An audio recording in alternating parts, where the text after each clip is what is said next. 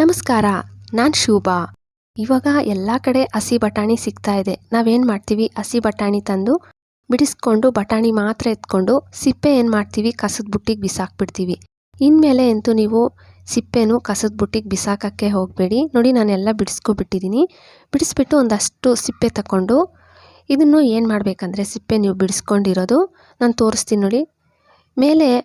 ಮೇಲೇನೂ ಒಂದು ಸಿಪ್ಪೆ ಥರ ಬಂದಿರುತ್ತೆ ತೆಳುವಾಗಿ, ಅದನ್ನು ತೆಗೆದು ಬಿಡಬೇಕು. ಸೇಮ್ ನಾನು ವಿಡಿಯೋದಲ್ಲಿ ತೋರಿಸ್ಕೊಟ್ಟಿದ್ದೀನಲ್ಲ, ಸೇಮ್ ಹಿಂಗೆ ತೆಗೆದುಬಿಟ್ಟು ಸೈಡ್ಗೆ ಇಕ್ಕೊಳ್ಳಿ. ಮತ್ತು ಒಂದು ಬಟ್ಲು ತಗೊಂಡು ಕಡಲೆ ಹಿಟ್ಟು, ಒಂದು ಸ್ವಲ್ಪ ಅಚ್ಚಕಾರದ ಪುಡಿ ಒಂದು ಸ್ವಲ್ಪ ತಗೊಂಡಿದ್ದೀನಿ, ಒಂಚೂರು ಅರಿಶಿನ ಹಾಕ್ಕೊಬಿಡಿ.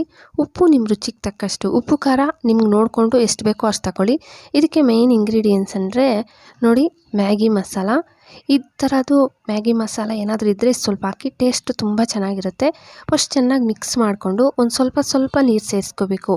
ಸೇಮ್ ಬಜ್ಜಿ ಬೋಂಡಾಗೆಲ್ಲ ನಾವು ಹಿಟ್ಟು ಕಲಿಸ್ತೀವಲ್ಲ, ಬಜ್ಜಿಗೆ ಹಿಟ್ಟು ಕಲಿಸ್ತೀರಲ್ಲ, ಅದಕ್ಕೆ ನೀವು ಹಿಟ್ಟು ಕಲಿಸ್ಬಿಡ್ಬೇಕು. ನೋಡಿ, ಚೆನ್ನಾಗಿ ವಿಸ್ಕರಲ್ಲಿ ಮಿಕ್ಸ್ ಮಾಡ್ಕೊಬಿಡಿ. ಒಂದೇ ಸತಿ ನೀರು ಸೇರ್ಸೋಕ್ಕೆ ಹೋಗಬಾರ್ದು. ನೋಡಿ, ನಂದು ಸ್ವಲ್ಪ ಕಮ್ಮಿ ಬಂದಂಗೆಲ್ಲ ನಾನು ಸ್ವಲ್ಪ ನೀರು ಸೇರಿಸ್ತಾ ಇದ್ದೀನಿ. ಹಿಟ್ಟು ಹದ ಹೆಂಗಿರ್ಬೇಕಂದ್ರೆ, ಜಾಸ್ತಿ ತೆಳುವಾಗೂ ಇರಬಾರ್ದು, ಜಾಸ್ತಿ ಗಟ್ಟಿಯಾಗೂ ಇರಬಾರ್ದು. ಈ ಥರ ಹಿಟ್ಟು ಕಲಿಸ್ಬಿಡ್ಬೇಕು ನೀವು. ನಿಮಗೆ ಸೋಡಾ ಹಂಗೆ ಬೇಕಂದರೆ ಹಾಕ್ಕೋಬೋದು. ನಾನೇನು ಸೋಡಾ ಏನು ಹಾಕ್ಕೊತಾ ಇಲ್ಲ. ನೋಡಿ, ಒಂಚೂರು ನೀರು ಕಮ್ಮಿ ಬಂತು. ಮತ್ತೇನು ಒಂದು ಸ್ವಲ್ಪ ನೀರು ಹಾಕ್ಕೊಂಡು ಚೆನ್ನಾಗಿ ಮಿಕ್ಸ್ ಮಾಡ್ತಾಯಿದ್ದೀನಿ. ಸೇಮ್ ಹಿಂಗೆ ಚೆನ್ನಾಗಿ ಗಂಟಿಲ್ದೀರ ಹಿಟ್ಟು ರೆಡಿ ಮಾಡಿಬಿಟ್ಟು ಸೈಡ್ಗೆ ಇಕ್ಕೊಬಿಡಿ. ಗ್ಯಾಸ್ ಮೇಲೆ ಆಯಿಲ್ ಬಿಸಿ ಮಾಡೋಕ್ಕಿಟ್ಟಿದ್ದೆ. 1 ಟೇಬಲ್ ಸ್ಪೂನಷ್ಟು ಆಯಿಲ್ ಸೇರಿಸ್ಬಿಡಿ, ಬಿಸಿ ಹಿಂಗೆ ಸೇರಿಸೋದ್ರಿಂದ ಗರಿ ಆಗಿ ಬರುತ್ತೆ. ನಿಮ್ಗೆ ಯಾವುದೇ ಸೋಡಾ ಬೇಕಾಗಿರಲ್ಲ. ಮತ್ತು ಆ ಸಿಪ್ಪೆ ಫಸ್ಟೇ ರೆಡಿ ಮಾಡಿ ಇಟ್ಟಿದ್ವಲ್ಲ, ಆ ಸಿಪ್ಪೆನ ಅದರೊಳಗೆ ಡಿಪ್ ಮಾಡಿ ಎಣ್ಣೆಗೆ ಬಿಡೋದಷ್ಟೇ. ಇದು ಒಂದು ಒಳ್ಳೆ ಸ್ನ್ಯಾಕ್ಸ್ ಅಂತ ಹೇಳ್ಬೋದು. ಅಕಸ್ಮಾತಾಗಿ ನಿಮಗೆ ಬಲ್ತಿರೋ ಎಳೆಯದು ಬಟಾಣಿ ಸಿಪ್ಪೆ ಸಿಕ್ಕಿದ್ರೆ ಅಂತೂ ನೀವು ಮೇಲೆ ಸಿಪ್ಪೆ ಕೂಡ ತೆಗಿಯೋಷ್ಟಿಲ್ಲ. ಎಳೆದಂತೂ ತುಂಬ ಚೆನ್ನಾಗಿರುತ್ತೆ. ಎಳೆ ಸಿಪ್ಪೆ ಹಂಗಂಗೆ ಈ ಹಿಟ್ಟೊಳಗೆ ಡಿಪ್ ಮಾಡಿ ಎಣ್ಣೆಗೆ ಹಾಕಿದ್ರೆ ತಿನ್ನೋಕ್ಕೆ ತುಂಬ ಕ್ರಿಸ್ಪಿಯಾಗಿ ತುಂಬ ಚೆನ್ನಾಗಿರುತ್ತೆ. ನೀವು ಟ್ರೈ ಮಾಡಿಲ್ಲ ಅಂದರೆ ಒಂದು ಸತಿ ಟ್ರೈ ಮಾಡಿ. ಈ ಬಟಾಣಿ ಸಿಪ್ಪೆಯಲ್ಲಿ ಈ ಥರ ಬಜ್ಜಿನೇ ಅಲ್ಲ, ಚಟ್ನಿ ಕೂಡ ಮಾಡ್ತಾರೆ. ಅದು ಟೇಸ್ಟ್ ತುಂಬಾ ಚೆನ್ನಾಗಿರುತ್ತೆ. ನೋಡಿ, ನಾನು ಈವ್ನಿಂಗ್ ಸ್ನ್ಯಾಕ್ಸ್ಗೆ ಈ ಥರ ಮಾಡ್ತಾಯಿರ್ತೀನಿ. ಟೊಮೊಟೊ ಕೆಚಪ್ ಜೊತೆ ಹಂಗೆ ಸರ್ವ್ ಮಾಡಿದ್ರೆ ಚೆನ್ನಾಗಿರುತ್ತೆ. ನೋಡಿ, ಸೈಡ್ ಪ್ಲೇಟ್ಗೆ ತಗೊತಾ ಇದ್ದೀನಿ. ನೀವು ಯಾವತ್ತೂ ಟ್ರೈ ಮಾಡಿಲ್ಲ ಅಂತಂದರೆ ಒಂದು ಸತಿ ಟ್ರೈ ಮಾಡಿ ನೋಡಿ. ತುಂಬಾ ಡಿಫ್ರೆಂಟ್ ಆಗಿರುತ್ತೆ ಟೇಸ್ಟ್ ಕೂಡ. ನಾನೊಂದಷ್ಟು ಮಾಡಿಕೊಂಡೆ ಈವ್ನಿಂಗ್ ಸ್ನ್ಯಾಕ್ಸ್ಗೆ ಮಕ್ಕಳಿಗೆ.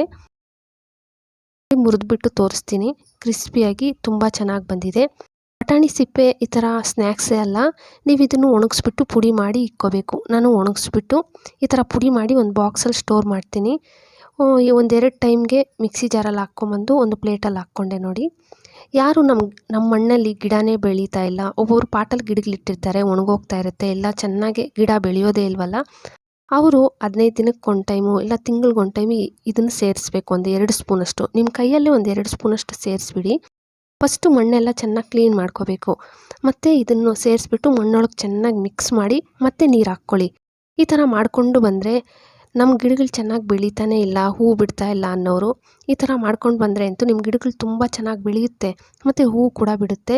ಟ್ರೈ ಮಾಡಿ. ವಿಡಿಯೋ ಇಷ್ಟ ಆದರೆ ಪ್ಲೀಸ್ ಒಂದು ಲೈಕ್ ಕೊಟ್ಟು ಸಬ್ಸ್ಕ್ರೈಬ್ ಮಾಡ್ಕೊಳ್ಳಿ. ಹಾಗೆ ನಿಮ್ಮ ಫ್ಯಾಮಿಲಿ ಫ್ರೆಂಡ್ಸ್ಗೆ ಶೇರ್ ಮಾಡೋದು ಮರಿಬೇಡಿ. Thank you friends.